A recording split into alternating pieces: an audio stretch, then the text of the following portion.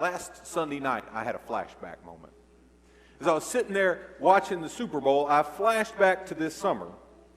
The last week of July, April and I and the girls spent a whole week in the Lake of the Ozarks with her extended family. And as I flashed back to that trip, I was kind of horrified for a moment. Don't get me wrong, the trip was fantastic. The family was great. Naomi, if you're watching, all was good. Naomi's my mother-in-law. Don't want to get in trouble here. But I was reminded of a moment where I was minding my own business on vacation and walked into the equivalent of Kroger at Lake of the Ozarks. And right there, next to all the produce, the bananas and the apples and the oranges, there was a shrine to Patrick Mahomes. Can y'all see it? It's a little tiny. I don't know if we can zoom in on this or not. But we have T-shirts of every color under the sun praising Patrick Mahomes. I mean, there's really not even Kansas City Chiefs stuff. It's all Patrick Mahomes stuff up here. There we go. Now y'all can see a little better. All right, 3 different T-shirts, 1 with his logo, 2 with his picture on it, right there next to the bananas and the avocados. A shrine to Patrick Mahomes. Now, I tell you, I have a flashback to this because y'all remember who I was rooting for last week. It didn't go that well for me. I swear I just took a devil's advocate position, and there was one Baylor Bear in the game. He was on injured reserve for the 49ers, and so I tried to plant my flag there. But as the game was going on and the comeback began, my living room was filled with people dressed like this. There's my brother, wearing his AFC Champions t-shirt. That's the only Kansas City Chiefs shirt he's ever owned his whole life. He has never rooted for them ever. But he wanted to make my life miserable, so he's making sure he's wearing that t-shirt. That is courtesy of one of those cool Instagram filter things. The Oakley people put it out. You can actually make it look like you're wearing a helmet whenever. It's kind of cool. My brother was in a Chiefs shirt. My mama was in a Chiefs shirt. Everybody in the room except for Chloe and I were rooting for the Chiefs. And Chloe bailed on me halfway through the game. It's okay, girl. Go with the winner. It's good. You know, sometimes when things aren't going the way you want to, you think you can retreat to your phone, and the other world that is here might actually be good and helpful to you. Everybody ever tried to do that? It didn't work for me on Sunday night. There's Miss Paige Harris. Wreck-em Tech. All right, Super Bowl champs. There. Paige is red and in the back. It was like we were there. I know.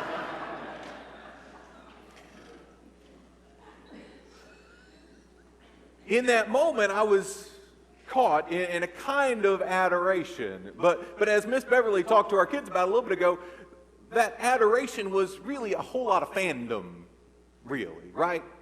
The love of Patrick Mahomes, and all you tech people will let me hear it all week long, and I know.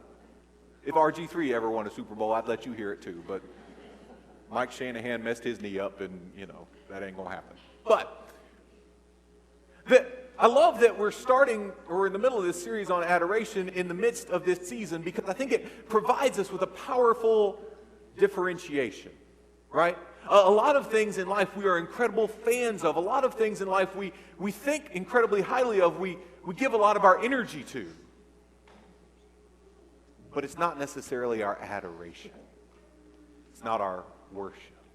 Last week we began this study looking at what does it mean to really worship God? What does it mean to give God our worship and our praise? And we grounded ourselves in Deuteronomy chapter 6. The Shema.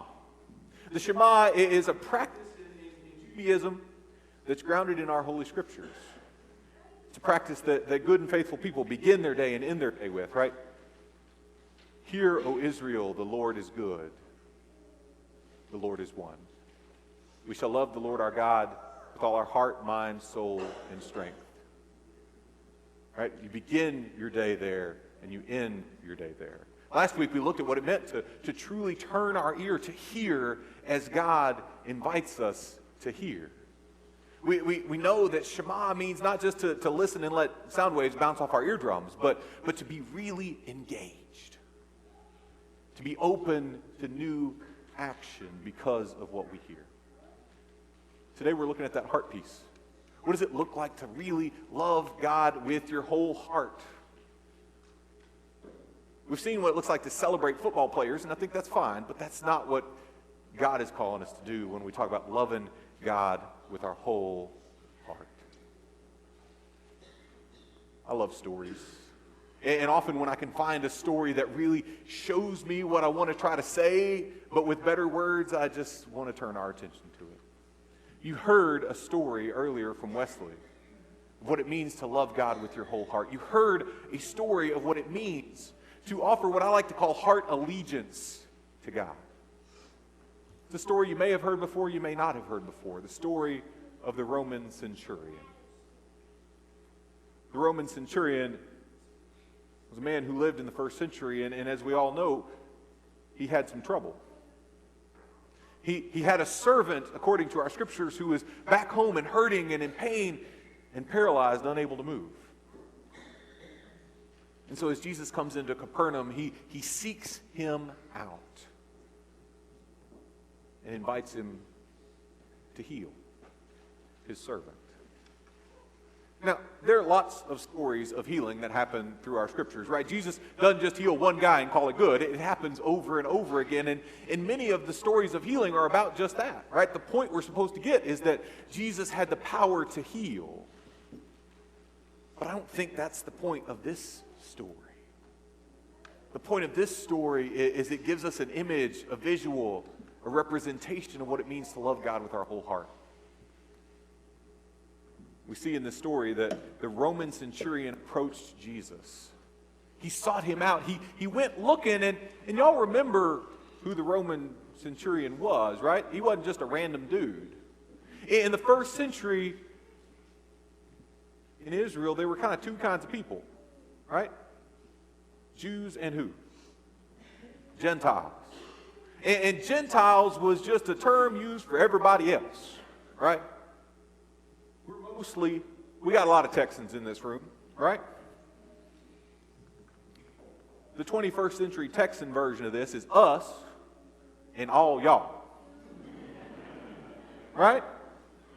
Jesus was a part of us, and the Roman centurion was part of all y'all. Right? Everybody else, he was Roman, he was Gentile, he was a soldier. One of the ways that Rome kept the peace in the early first century and many other centuries was through the power of its military. And so many Roman soldiers were not exactly best friends with the people who were living in occupied land, because they were the embodiment of the power of Rome to keep you in your lane. Centurion was also a guy whose name mattered. Centurion teaches us something. A centurion in the Roman army was somebody who was in charge of 100 people. He was responsible for supervising 100 soldiers, which meant he had a lot of responsibility. And he had a lot of power. But he was also subject to the power of the people above him. This was Roman military middle management. He knew that he could say jump, and his guys would have to say how high. But he also knew power greater than himself. I say that this story represents what it means to love God with our whole heart, because here is this man who is an outsider to Jesus and Jesus' people. Here's a man who is a Roman, and in the first century, the cult of emperor worship was a powerful thing within the Roman society. We often think of Jesus as the Son of God who claimed rightfully to be the Son of God. Well, the Roman emperor, generation after generation, also made the same claim to be the Son of God, and so to go to Jesus was a real threat to the centurion's family, to himself, to those who he cared about. So here we have this guy who's a part of the all y'all, who doesn't belong over here, and yet he comes to Jesus. He trusts Jesus enough to risk his family, to risk himself, to humble himself, to see the power that is greater than him, to come that the person he loves might be healed. Within the story of the Roman centurion, we see profound trust, we see profound humility, and we see vulnerability. When I say vulnerability, I mean an openness that might expose himself or somebody he loves to harm. That's the essence of heart allegiance. That's the essence of loving God with your whole heart. Trusting deeply, approaching humbly, and being open, vulnerable, to truly let God in to your life. When Scripture tells us to love God with our whole heart, the invitation is to trust, to humility, and to vulnerability. Now, what's that look like? What's that look like for us individually, and what's that look like for us as a church? As a church, that looks like moving into the unknown future with as much dedication as we can muster. Trusting that God will be faithful just as God has been faithful. Wesley mentioned a little earlier that our vision team is meeting today. One of the things that team is going to work to do is try to discern what God's preferred future for our church and for our community is 10 years from now. In the midst of that, there are tons of question marks. There are tons of things that we can't even begin to know. But we will place our trust in God. We will humbly and faithfully show up. And we'll try to discern how God is asking us to make a difference. We also believe God is calling us to start a new community for new people and meet the needs and connect with people moving into our community. We know that there are things in that process that will require deep trust, great humility, and will leave us vulnerable. Anytime you launch into something new, there's a chance that it may not work. And that's something we know going in. I've been talking with our church council about the story of Lewis and Clark. And I think it's highly appropriate for us as a church family, and I think it shows us a little bit in a slightly different way what it looks like to lean in with our whole heart. Y'all know the story of Lewis and Clark, don't you? Right? Their task was to find river passage to the Pacific. And they deeply believed if we can start at the Missouri and make it to the headwaters of the Missouri, then we will crest a hill and there will be this long, slow decline all the way to the Pacific, right? Preferably with a nice little river that we can just canoe all the way down. So they pack their canoes up, they get their team together, they voyage up the Missouri, and they make it to the headwaters. And at the headwaters of the Missouri, they get out. They climb to the top of the hill, and what happens? Do they see the long, slow decline to the Pacific? Nah. They're staring at the Rocky Mountains. We as a church will have moments where we think we have made it, and then we end up staring at the Rocky Mountains. But for us as a church to love God with everything we have to be willing to adventure, to trust, and to go places where we can't fully see the future. Individually, what does that look like? For you and for me? I think worship is an act of radical heart allegiance. Worship is an act of giving God your heart each and every week. Because what you're doing when you show up is you're saying, I trust God enough that I'm going to give a precious hour of my weekend mornings. Do y'all get to sleep in during the week? This time is precious, at least for those with little bitty kids. This time is precious. And you are giving it, trusting that God will show up, that God's Spirit will spark something in you, that the power of Christian community will reveal to you and envelop you in love that is bigger than any kind of love you could ever dream on your own. Worship is an act of radical heart allegiance. When we give, that is an act of heart allegiance. We are trusting that God has provided enough. We are trusting that we can be a part of something bigger than ourselves. We are humbly participating in that. I think being open as well. When we think about what does it mean to love God with our whole heart on days that don't involve Sunday, days that don't involve corporate worship together, it involves being open to those nudges. You ever been tapped on the shoulder by the Spirit?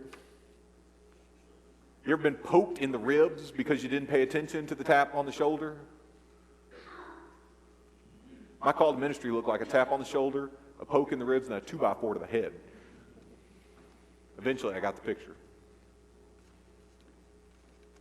Being open to those nudges of God that may take you on a journey of assuming new leadership, where you don't know what the future might hold, but you promise to be faithful and show up. On a journey where you reach out to somebody in your community or in your coworkers that you don't necessarily know how this thing's going to end, but you know that you're going to be committed to being there. Worshiping God with our whole heart, loving God with our whole heart is an all-week endeavor that we begin on Sunday morning, that we continue on Sunday morning, but that is a part of our everyday. Anytime we say yes to trusting God in a scenario, anytime we say yes to humbly walking with God, anytime we say yes to being open and vulnerable, we are giving God our heart. And one of the things that I absolutely love about this story of the centurion is that not only does he trust God with everything he's got, not only is he humble, not only is he vulnerable and open for the sake of what God might do in his life and in his world, but he reminds us of the truth that whenever we love God with everything we have, when we give God our heart, when we trust, when we're humble, when we're vulnerable, God still shows up. God is faithful. I'll be real honest, it doesn't always look exactly the way we might prescribe that it might look. God showing up doesn't always fit our pre-existing plan, but God is always faithful. And God always shows up. And on a day when we are giving our heart to God, I'm incredibly thankful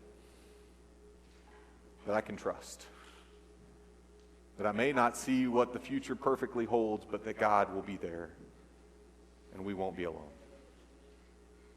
May we truly love God with our whole heart this day and all the days to come.